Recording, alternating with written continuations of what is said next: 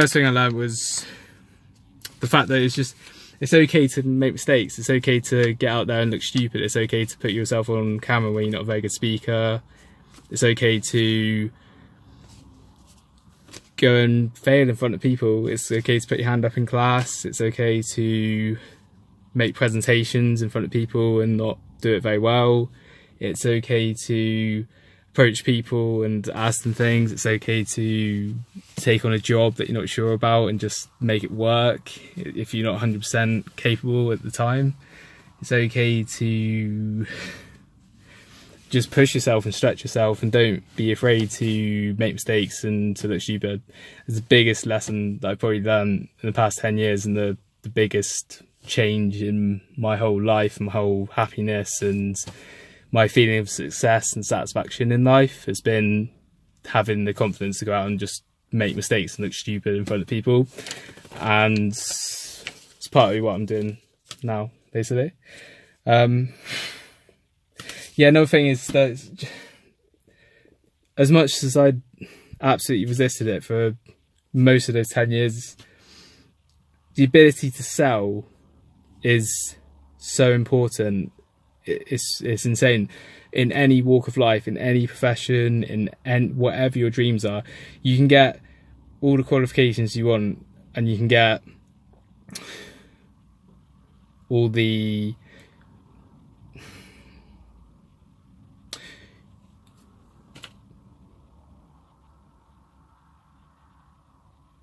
you can do as well as you want in your exams. You can get your, so it's on my phone, you can get a first in astrophysics or something like that, and you may be maybe desirable in your field. In some cases you'll just get into professions and you'll have access to things that, because you'll have such a good product, if you like, you've invested so much in yourself that you have something on paper that people desire, and people are competing for your time and your abilities. But in most cases, generally, other people are going to have exactly what you've got. There's going to be people that are as appealing as you on paper.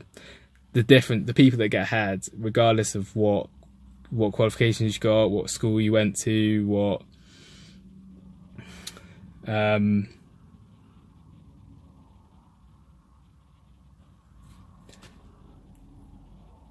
regardless of any of those factors, the fact that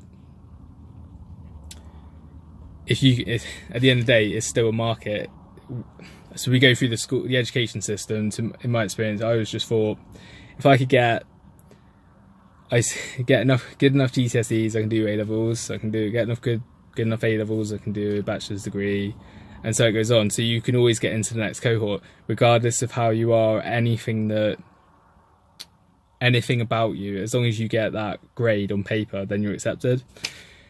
Ultimately, you come out into the workforce, you might have a first in something and you go for a job, and someone with a 2-2 gets the job, because ultimately you're trying to pitch yourself, you're trying to sell a product to a market, and ultimately the market gets what the market wants. If they want someone who has various other qualities, they'll value that over just something that it says on your CV. If they, regardless of how good a grade you got or how good you are, it's about who sells themselves to the customer, essentially, to an employer, to or makes a business proposition, or sells a project or a product that they've invented. It's the person that sells it best that will make the sale. It's simple as that. It's not going to necessarily be the best product will get ahead. It will be the person who sells the product best. It took me so long to accept that's just a fact of life, and I have to accept that. But that's partly doing things like this, trying to work on it. Confidence is a big deal, and it's something that I've certainly struggled with in the past. So trying to break through that. Another thing is, I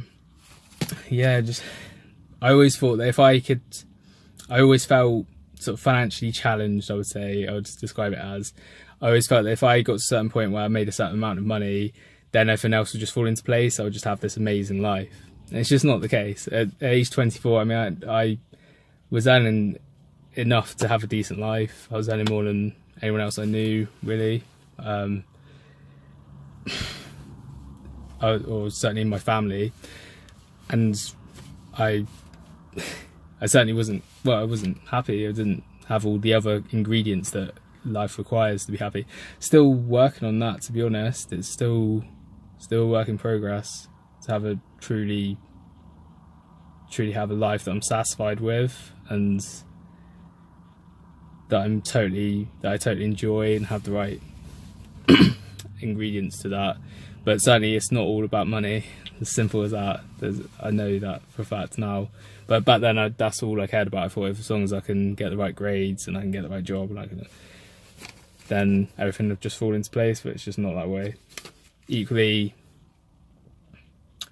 there's no point at which life just becomes easy. You don't just suddenly, things just don't suddenly get easier. I always thought, like, if I could just sort a few things out in my life, then that'd be it, it'd be sorted. But as you get older, as new problems come into place, your goals change. There's always a challenge in place. If things are easy, the biggest thing is, if it is easy, if you're satisfied, then you're not growing, you're not pushing yourself, you're not achieving anything. So being satisfied is boring, to be honest. So if you have an easy life and you do achieve an easy life, you start to yearn for more, and you start to go for a challenge, and you want to learn, and you want to push yourself out of your comfort zone, or you sit there and be miserable and sort of give up. So yeah, it doesn't get easy. You just learn to cope with that, pretty much. And the final thing, what's this? Yeah, the biggest thing I've noticed over the past 10 years, I would say, is the biggest thing that's helped me achieve what I would deem to be a success over the past 10 years is that I've been able to seek out value in everything I do. Value is the concept of incurring the least amount of cost to get the most gain, basically.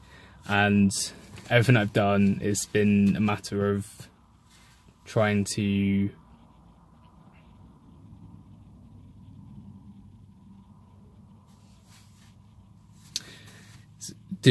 achieve as much as I have, achieve as much as I can with the least amount of effort.